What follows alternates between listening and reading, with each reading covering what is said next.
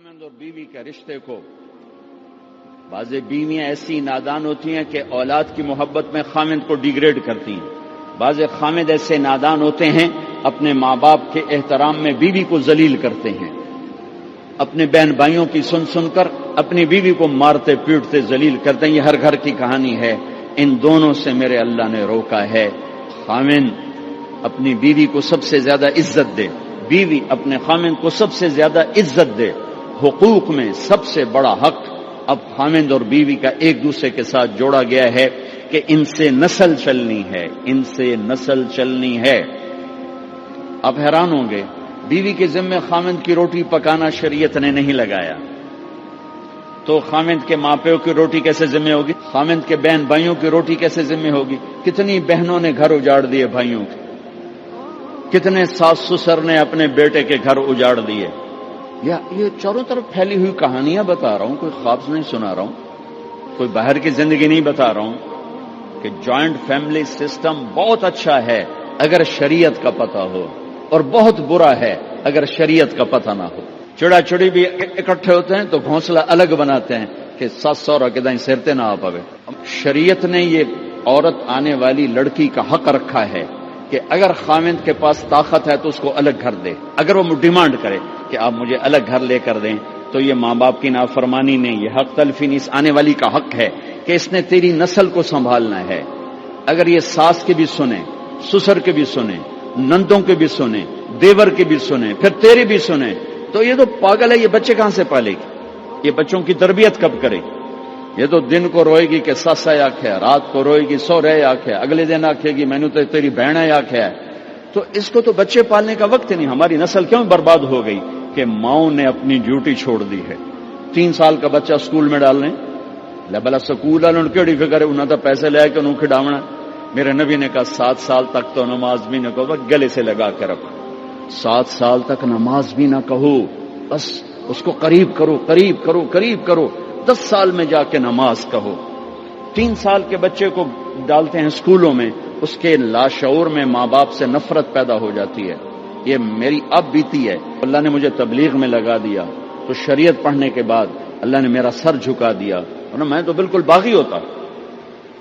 تو میرے نبی فرما رہے ہیں 7 سال تک نماز بھی نہ کہو، بس سینے سے لگا کے رکھو تاکہ تمہاری صفات منتقل ہوں اور تمہاری محبت ان کے اندر منتقل ہو۔ تو جب بیوی پر پورے گھر کا بوجھ پڑ گیا تو وہ اپنے بچوں کو کب پالے گی اور بچوں کی کب وہ تربیت کرے گی؟ وہ تو صبح سے شام تک چولہے پر تھک چکی ہے، اور اوپر سے جو تانے ہیں وہ الگ ہیں، جلی کٹی، کبھی ساس کہہ رہی، کبھی سسر کہہ رہا، کبھی بہنیں، کبھی دیور، تو وہ تو بالکل بیچاری پاگل ہو جاتی ہے۔ کہیں اس کا الٹ بھی ہوتا ہے، آنے والی ایسی آتی ہے کہ پورے گھر کو تباہ کر کے ماں باپ کو بھی دھکا دلا کے اپنے خامند کو لے کے نکل جاتی، ایسا بھی ہے لیکن یہ بہت کم ہے۔ ابتدائی رشتہ خامند اور بیوی ہے، خامند اور بیوی یہ ابتدائی رشتہ ہے۔ اللہ نے آدم کو بنایا اور حوا کو ساتھ بیوی بنایا، اولاد بعد میں دی۔ اور ایک اور بات، آدم کو بنا دیا مٹی کا پتلا کٹھا کر کے، مٹی کٹھی کر کے پتلا بنا دیا، 40 سال کے بعد روح ڈالی، چل بھائی جا جنت، اور اکیلے بھیج دیا، بیوی نہیں دی۔ حالانکہ اللہ چاہتا تو ساتھ ہی حضرت حوا کی مٹی کا ڈھیر بھی لگا دیتا، اس کا پتلا بھی تھپ دیتا، فرشتوں سے تھپوا دیتا، اور پھر 40 سال کے بعد دونوں کو اکٹھا جنت میں ڈالتا۔ بہت سارے پیغام، اس میں بہت سارے پیغام، تاخیر ساتھ نہیں بنایا، دیر سے بھیجا، انتظار قدر کو بڑھانے کے لیے کہ عورت کی قدر کرنا، کمزور ذات ہے، کمزور مخلوق ہے، قدر کرنا۔ دوسرا، پہلے دن پتلا نہیں بنایا کہ ننگا پڑا ہو، عورت کا پتلا ننگا ہو، مٹی کا ہو، پتھر کا ہو، تو اس میں کیا کشش؟ تو ان مرد کے لیے کشش کوئی نہیں، تو فرشتوں کو کیا کشش تھی؟ پہلے دن سے عورت کو پردے میں بنایا، بے پرد نہیں کیا، بے پرد نہیں کیا، اس کا پتلا نہیں بنایا، اسے ننگا نہیں چھوڑا، اس کو پہلے دن سے کورڈ۔ اور کیسے بنایا؟ فرشتوں کو کی آنکھوں پہ پردہ اور آدم کو سلا دیا۔ آدم علیہ السلام سوئے ہوئے ہیں، فرشتوں کی آنکھوں کے سامنے پردہ ڈال دیا گیا. جب آدم اٹھے ہیں. اور ایک اور بات، جنت میں رہ کر بھی آدم علیہ السلام کا دل نہیں لگتا تھا، اداس اداس رہتے تھے. اماں آئی تو بابے دا دل لگا، تو اداس رہتے تھے جنت میں. جب آنکھ کھلی تو اپنے لیفٹ سائیڈ پہ ایک خاتون سر سے لے کر پاؤں تک لباس میں. آپ نے سنا ہے نا، یوسف علیہ السلام دنیا میں سب سے خوبصورت ہستی پیدا کیے گئے. یہ مردوں میں، عورتوں میں سب سے خوبصورت حضرت حوا کو پیدا کیا. کون ہے؟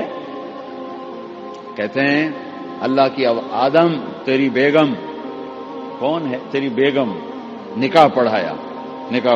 پھینکا آدم مہر ادا کرو. تو نے پوچھا کیا مہر دوں؟ تو وہاں تو سونا چاندی ڈھیر لگے پڑے تھے. اللہ تعالیٰ کہتے دا من سونا چاہ کے دے دے. میرے اللہ نے کہا تیری نسل میں میرا آخری حبیب آنے والا ہے، اس پہ ایک دفعہ درود پڑھ دے، یہ مہر ہے. سیدھے ہاتھ میں برکت ہے. پیدا کیا الٹی طرف سے. الٹی طرف سے کیوں پیدا کیا ہے؟ کہ الٹی طرف دل ہے، اور دل کے نیچے جو پسلی ہے وہاں سے پیدا کیا. اس میں پیغام کیا دیا کہ عورت جس روپ میں ہو، پہلا روپ اس کا بیوی بنا، پھر وہ ماں بنی، پھر وہ ساگے بیٹی کا روپ ہے، پھر بہن کا روپ ہے، پھر خالہ ہے، پھوپھی ہے، دادی ہے، نانی ہے، ساس ہے.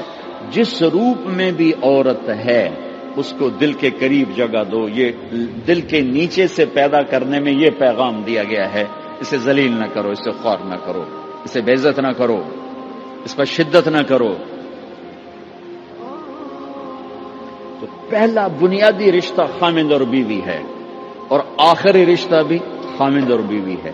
لیکن اس وقت ہمارے معاشرے میں خامند سے زیادہ اس کے ماں باپ حق جتلاتے ہیں، خامند سے زیادہ اس کی بہنیں حق جلاتی ہیں، خامند سے زیادہ اس کے رشتہ دار حق جتلاتے ہیں، اور جھوٹی سچی شکایتیں لگا کر بیوی سے متنفر کرتے ہیں، اور کہیں بیوی کو خامند سے متنفر کرتے ہیں. آپس میں لڑائی لڑا کے پھر خوش ہوتے ہیں. میرے نبی سے پوچھا جائے یا رسول اللہ آپ کو سب سے زیادہ کس سے پیار ہے؟ تو آپ نے کہا عائشہ سے. اللہ، وہ جھیپ کے کہنے کہ نہیں، میں پوچھ رہا ہوں لوگوں میں آپ کو کس سے زیادہ پیار ہے؟ تو آپ کہتے ابو بکر سے. تو آپ نے پھر کہا ابوہا، مجھے عائشہ کے باپ سے زیادہ پیار ہے. پھر پہلے عائشہ کا، تو پھر کہتے ابو بکر.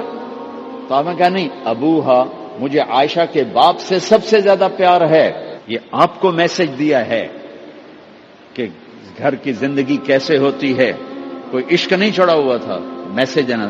ہم عائشہ چھوٹی عمر کی تھی، ان کو آٹا گوندھ کے دیتے تھے، پھر جب ان کو آٹا گوندنا آ گیا پھر چھوڑ دیا. پھر ان کو سامنے بٹھا کر لقمے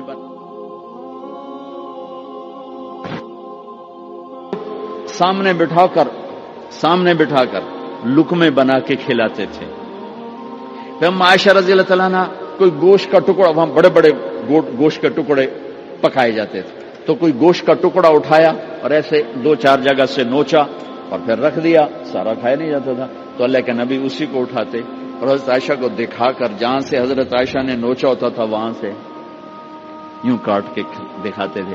پھر حضرت عائشہ رضی اللہ تعالیٰ نے گلاس اٹھایا پانی پینے کے لیے، جہاں ہونٹ لگائے تو پہ گلاس رکھ دیا. بڑے بڑے گلاس ہوتے تھے، تو حضرت ہمارے نبی اٹھاتے تھے، جہاں عائشہ کے ہونٹ لگے ہوتے تھے وہاں ہونٹ لگا کے پانی پیتے تھے.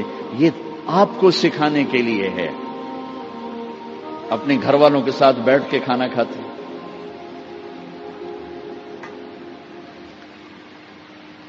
یہ میرے نبی کی معاشرت ہے، یہ میرے نبی کی زندگی. گھر میں جھاڑو دیتے، اپنے کپڑے خود دھوتے،